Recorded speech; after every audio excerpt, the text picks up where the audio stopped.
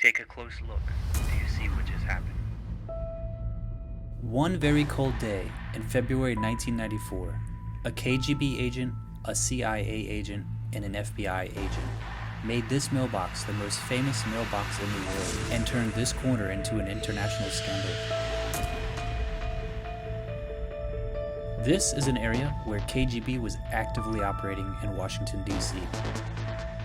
For years, it was just a mailbox, a simple, innocent mailbox on a quiet street in Washington, D.C. They used this mailbox to exchange secrets, passing notes, files, and microfilm to each other in the dead of the night.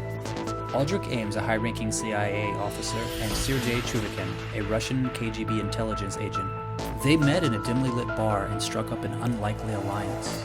Ames was a CIA officer who began spying for the Soviet Union in Russia back in the 1980s.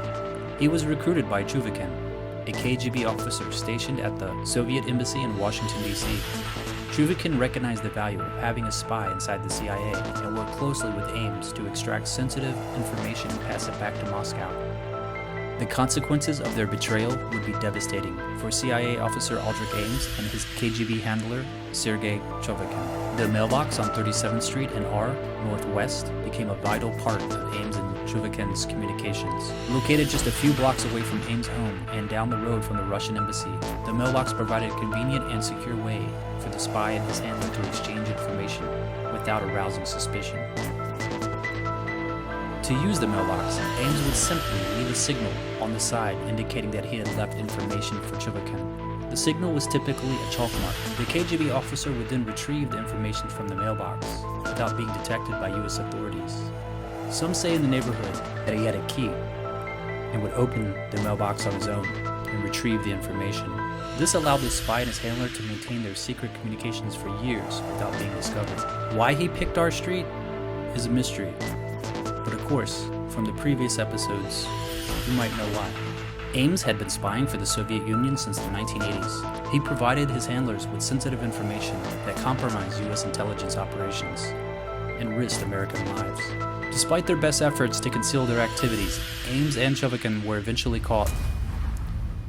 The mailbox on 37th and R Street Northwest was discovered by U.S. authorities during an investigation into Ames's espionage activities. Inside the mailbox, they found evidence linking Ames to his Russian handlers, including money and other items that had been left for him to retrieve. The FBI had been onto him for months, and they were finally closing in. In the early hours of the morning, they caught Ames and Chuvakin red-handed, exchanging a package at the mailbox. Some of the neighbors next to the mailbox also mentioned that the FBI had installed a surveillance camera inside a birdhouse to watch the mailbox. Armed with this evidence, the FBI began a surveillance operation against Chuvakin. They followed him as he made contact with other Russian intelligence officers and collected information from them. The FBI also planted a listening device in his car, which allowed them to eavesdrop on his conversations with his superiors in Moscow. Their luck ran out in 1994, when the FBI conducted a search at Ames' home and found evidence linking him to the Russian handlers. The agents discovered cash, jewelry, and other items that had been provided to Ames as payment for his espionage activities. They also found a list of names and additional sensitive information that Ames had provided to the Russians. They found handwritten notes, bank statements, and other documents that proved Ames had been passing information to the Russians for years. In a world of espionage, spies and their handlers often rely on clever techniques to pass information back and forth. And this is the case of Aldrich Ames and Sergei Chuvakin, two key players in one of the biggest espionage scandals in U.S. history. A simple mailbox became a vital tool in their secret communications.